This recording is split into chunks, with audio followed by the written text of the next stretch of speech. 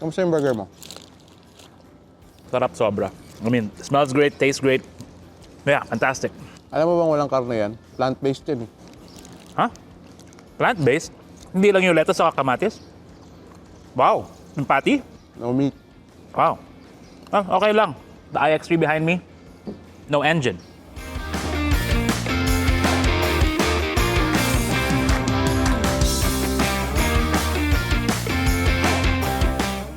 Whew, that was a good lunch. A burger for lunch is always a good thing, unless your doctor says otherwise. But anyways, guys, Vince here from Auto Industria, and what I have for you is the BMW iX3. Basically, it's an EV version of the X3. Now, if you're a BMW fan or if you own BMWs, you already know what the BMW X3 has to offer. It's actually the vehicle that offers the right combination of size, of space, of capability, and of course, functionality, versatility all around. All these things that marketers like to put out there, this probably can do it with BMW's flavor when it comes to driving. Now, the X3, yes, that is true.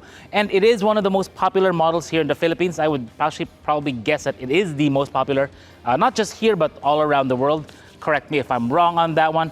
But this being the EV version, it just kicks it up a notch in terms of what the experience actually is. Now, in terms of design, this is the updated model. That's why you have some different details, like a different front bumper, which, by the way, it's an updated the one of the current generation. So you have different details. You have a different kidney grille, so on and so forth. But it's still very recognizable as an X3. Sans some very unique details like blue trim, like right there, because, you know, BMW wants to save the world, I guess, if you want to put it that way. Blue skies and all that way. Isn't that Honda? Nevertheless, black trim with blue accents, same here. If you notice, being an EV, it doesn't really require as much cooling as, let's say, the internal combustion engine models. That's why you have blocked off radiators there compared to the regular X3. Blue trim there.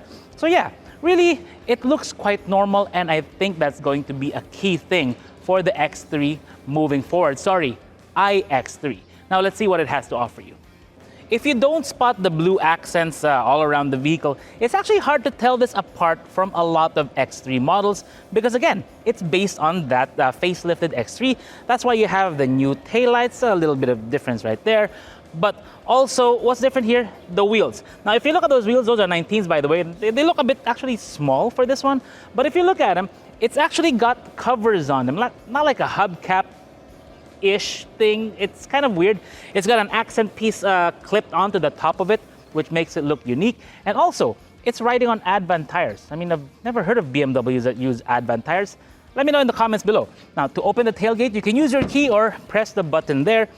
What you see here is a space that measures 36.5 inches in terms of length with the rear seats up, 43 inches wide, and 30.5 inches tall from here to there.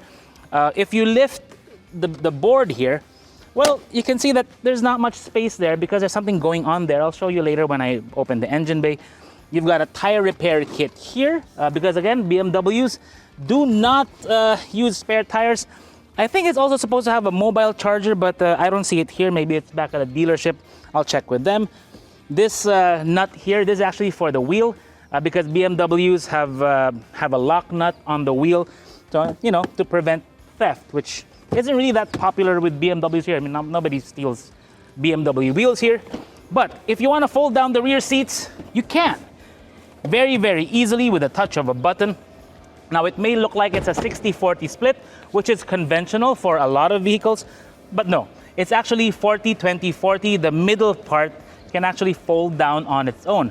But one thing we really like here is the tonneau cover, because you can remove it with just pressing a button and then rotating it out so that it comes out there. Let's check out the engine bay, or not an engine bay.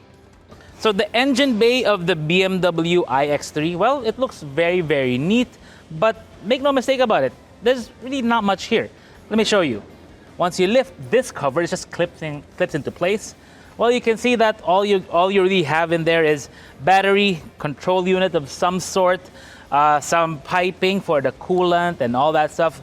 The orange, that's all conduits, high voltage, don't touch that. This is a 400 volt EV. So you may be wondering, Where's the motor? Well, if I look down there, actually it's not there either because the motor is in the back. So it's still a rear-wheel drive vehicle, I mean, proper for a BMW, but it's got the rear motor system, so it's kind of like a Porsche, which is weird. Now, for power, you have 286 PS and 400 Newton meters of torque. Not as much as the iX, keep that in mind. You do have an 80 kilowatt hour battery. Most of it is not here. Most of it, actually all of it, is underneath the floor of your vehicle. Now, you may be wondering, so why does BMW still have this kind of space when the motor is in the back? And the reason is this platform is shared amongst the other X3 variants. So when it comes to vehicle construction, assembly, so on and so forth, they have to construct these in kind of the same manner, or at least with as many common parts, in this case being the body and the actual platform of the vehicle, to be able to make it economical to produce and economical to buy. And make no mistake about it, the pricing of this one is quite attractive. But first, let's look at the interior, because there's not much really going on here. I wish they put a spare tire, but hey, BMW doesn't do spare tires.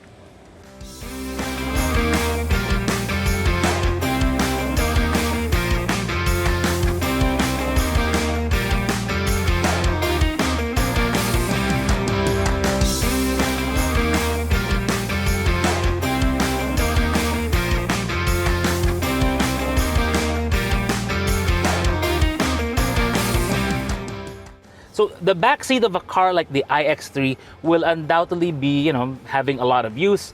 Not in that sense, meaning people are going to be seated here. Like if you're being driven by your chauffeur, you'll be seated here. If you have kids and then you're driving, the kids will be here. So you have ISOFIX anchors, which is good for safety. If you're seated here like an executive, well, you can enjoy a center armrest with 2 cup holders and a compartment here, which I'm using for my phone. If you don't need to have this armrest being used, you can actually fold this center bit down so you can have stuff coming through there, or if you want to get something from the back, you can do that. The seats, comfortable. It's not super plush like some of the other offerings in the class, but it is reclinable. So if you want to adjust it forward or if you want to lay it back, depends on what you want to do. The floor, you look at it, it's not fully flat like the one on the iX, or relatively flat. So this one still has a transmission tunnel because this is an X3 with an EV system. So it still has to accommodate the platform, meaning it has to accommodate some of the internal combustion engine variants of the X3. So you also have rear AC vents, you have actually rear climate control, 2 USB-C ports, pockets here, speakers here, which by the way, Harman Kardon, very nice. Nice doors. What else do you expect? You have a nice view ahead, a view up top because of the panoramic glass roof, but this rear portion doesn't move. Only the front portion actually opens up. So let's go up in front and see what that's like. If you've been inside an X3, then the interior of this one will look very, very familiar. Because unlike with the iX, where it's really about being space age, this one is a lot more conventional. And personally, I actually like it that way. I like that when I look at the dashboard, it's not intimidating in any way. It's not, it doesn't make you pause and think, oh, what's this do? What's this do?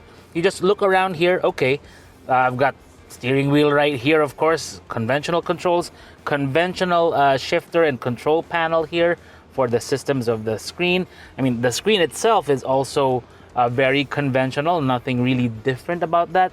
Buttons here is not trying to consolidate everything. I mean, it probably can, but I'd rather not. I'd rather have physical buttons for AC. This one, I think we can do without, except maybe for the volume control. But overall, it's a very familiar interior, and that is something that counts for a lot, especially in this kind of class. You want the car to feel natural, to feel conventional in certain ways, while being unique in other ways. So now let's go from top to bottom. We have up here 2 sun visors, RFID cards, dual mirrors with the light, which is nice. Dual lights here, and then your control for the sunroof. There you go. So if you want to have some fresh air, if somebody farted, that's going to be very, very useful. Steering wheel, I'm actually surprised that they kind of retained pretty much the same steering wheel that we've been experiencing in some of the other X3 models. So conventional horn button, cruise control buttons on the left, not climate, audio controls on the right. It does have the M logo there, which is kind of neat. It also has the M logo on the fenders, but I'm surprised it didn't go for a flat bottom wheel of some kind for this car, which is, it's fine. Now, what's different is the screen, or at least the graphics on the screen. On the left, instead of a fuel meter, you have your battery meter. So from 0 to 100%, it shows you your range, your available range right now. Because we've been driving this around mostly in the city, so the range calculation is a bit lower than normal. This one is claimed at around 460 kilometers on the WLTP cycle, but we're getting less than that because, we've been in the city most of the time, lots of idling, that kind of thing. No, not really idling, lots of ready. Now, you have your main screen here. You've got your navigation in the middle. The navigation maps on this one are actually pretty updated, which is good.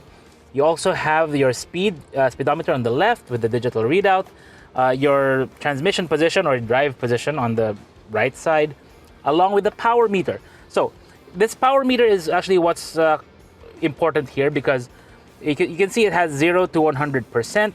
That means that's the amount of power it's delivering to you, depending on how heavy your foot is on the throttle pedal.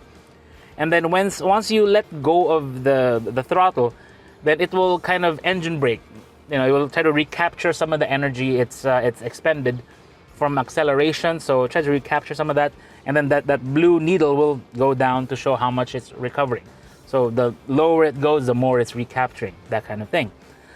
Here in the middle, of course, we have your screen. The screen can be controlled by the controller here, the pad here. So you can roll this around, or at least rotate that. You can use it as a hat switch, which is fine. Buttons here for all kinds of stuff. Right now we're in the home setting. And then you have, let's say, Android Auto, of course, and it has Apple CarPlay. Wireless Android Auto and wireless Apple CarPlay, which is nice. So we go through our usual stuff. So yeah, you've seen all of that before. So just fine. Now, what's nice here, or at least what's important to note with this one, is that there are a lot of functions you can control. And this being an EV, there are some things you have to take note of. So for example, you can, when you plug in your vehicle, you can actually preset what kind of charge you want it to achieve. So there are times that you want to target 90%. There are times you want to target like the full 100% capacity. Of course, that will take more time, because when you're charging a battery, or at least an EV battery, what happens is it kind of slows down quite a bit when you approach 100%, because it doesn't want to over it, doesn't want to max it out, that kind of thing.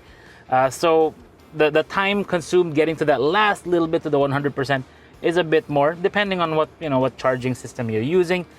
For us, we just set it to 90%. It's perfectly fine for our use. Now you can also have your departure plan, that kind of thing. I haven't really messed around with that because we haven't really been planning much lately.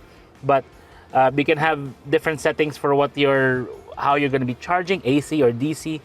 So depending on what you want. This one is going to be useful, the unlock charging cable when charging finishes, because normally to be able to remove the charging cable, you have to unlock the car. So that one's going to be useful depending on how you're charging, where you're charging. So let's go back to home, go back to the car. Now settings, there are quite a few settings you can play around with here. Lighting, the driving modes, that kind of thing. You can configure it to how you want it to behave. And then you have the driver assistance over there. All kinds of settings here. Energy recuperation, that's going to be important, because you want to be able to tune how much energy or how aggressive the energy recuperation is. So if you have it to high, when you're driving, let's say you're doing 100 and then you lift off the throttle, what happens is the iX3 will try to recapture as much of it as possible. That means it will try to really slow down the car, because it's engaging the motor as kind of a generator, a dynamo kind of thing for the battery pack. When you set it to low, it'll recapture, but it won't slow you down too much, but the rate of recapture isn't as fast as the high setting. So keep those in mind. So it has also your usual driver assistant, the parking assistant, all that stuff. Instead of having the PRND, and then you have M, usually for many of the internal combustion engine models, you have B, which is engine brake. So to get out of that, C. So you have drive, and then B. So what happens here is that it's a bit more aggressive with the engine braking, or not really engine braking, the recapture of the vehicle, slowing it down, but giving the battery pack more juice from the process, right? So depending on really what you want to do, how you want to drive, that's the option that this vehicle gives you. But overall, it's good that it's very, very familiar. It's not trying to really, be out and out EV, be futuristic. It's trying to be a normal car, and that's, I think, it counts for a lot. So let's go out and drive it and see if it really does behave that way.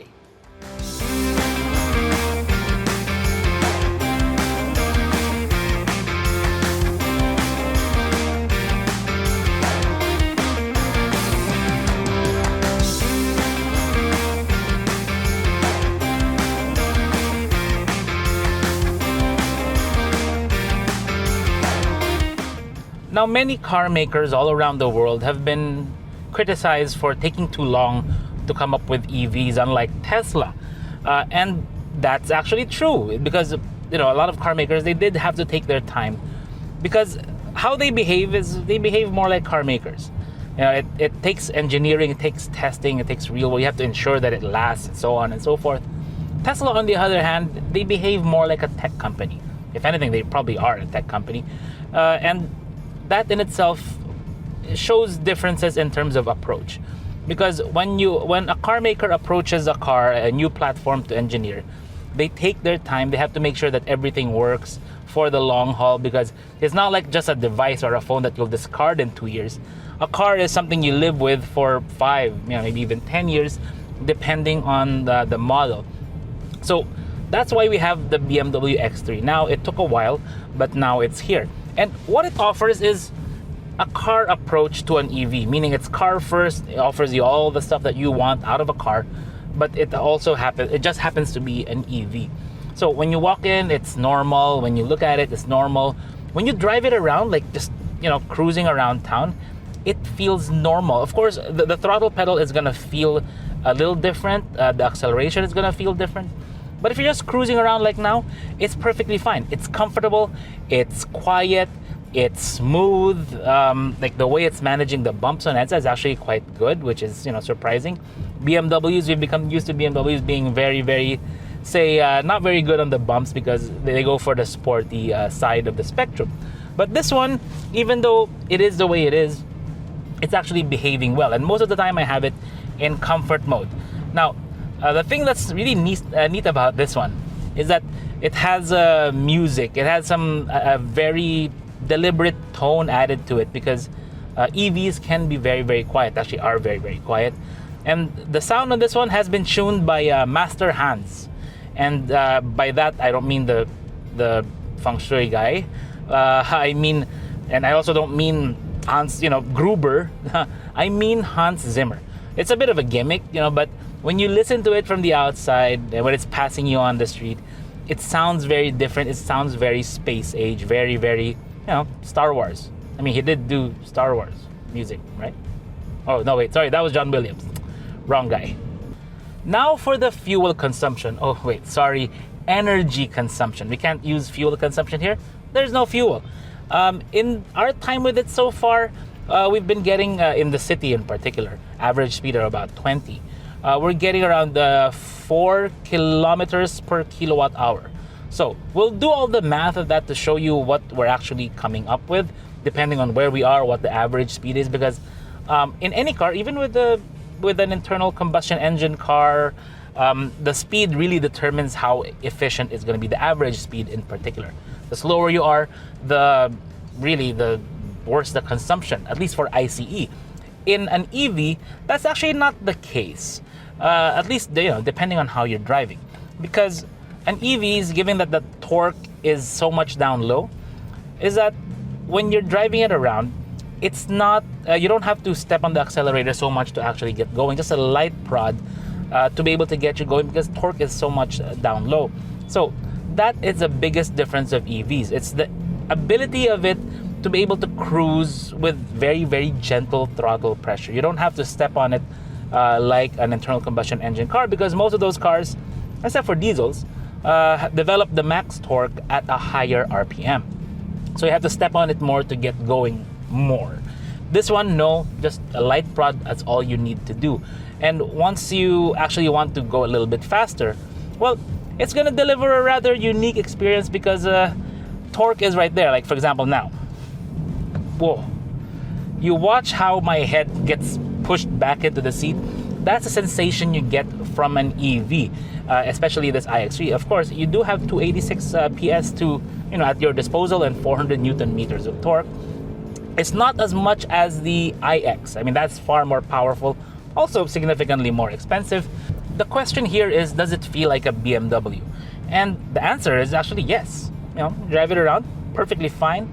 If you feel like you're driving an SUV, you sit a bit upright, you have a great view of the road ahead. You've really got everything that you need and none that you don't. And it's actually a fun drive. Now, it's a holiday today, so there's not much traffic here on EDSA, but I've been driving it around Antipolo, that area. The handling of this is actually pretty good because the battery, which is of course the heaviest part of any EV, or well, at least the heaviest single part, is underneath the floor. And what that means is the center of gravity is not that affected. And center of gravity matters a lot when it comes to handling. So, the more weight you have higher up in the vehicle, the more it's gonna roll a bit. This one, no, it stays very planted, very, very nice. And when you activate the sport mode, well, the steering firms up a little bit. And that's also the thing. For a vehicle that's electric and with electric power steering and all that stuff, it's actually pretty good steering. It's got good feel to it. I mean, a hydraulic system is still better in terms of feel because you get the feedback right there directly. It's hydraulics. Electrics, yeah, it simulates it, but this one still pretty good for what it is. Now there are some things here that are missing that I would like put in, like adaptive cruise control, because I don't think this one does not have that. I'm not even sure if it has AEB. I have to double check the features, the feature list on this one. But overall, it's a good feature set for what you're expecting out of an iX3. But one unique feature here, of course, I mentioned the panoramic glass roof.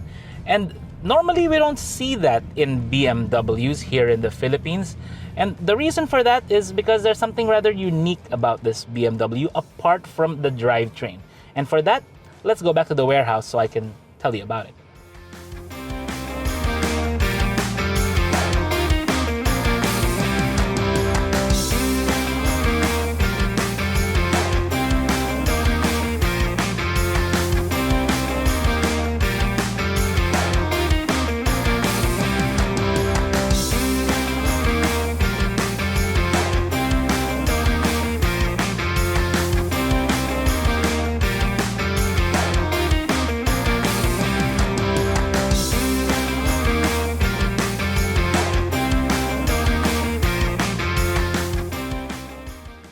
I have a strong feeling that the iX3 will be the biggest thing for BMW in 2023 here in the Philippine market because it strikes everything that customers want and need in a BMW. You've got the style, you've got the comfort, you've got the sporty driving that BMW is known for, you've got the space, all that stuff. It just happens to be an EV, meaning it's car first, or it's BMW first, but it's EV second. That is actually what is important. You want to focus on what people actually look for in a BMW, but just package it with an EV drive system. Now, in terms of pricing, that's also a big advantage of this because this one is retailing for 4.99 million. And the way we're looking at the market now, it's actually very attractively priced for what it offers you. The only thing though is that just like your iPhone, just like your laptop, just like your TV, just like the clothes you wear, and maybe even the camera we're actually using, this is made by BMW in China. Now, does that matter to you? Let us know in the comments below. This is Vince of AutoIndustria.com. Thank you for watching. Now let's go charge it up and drive some more.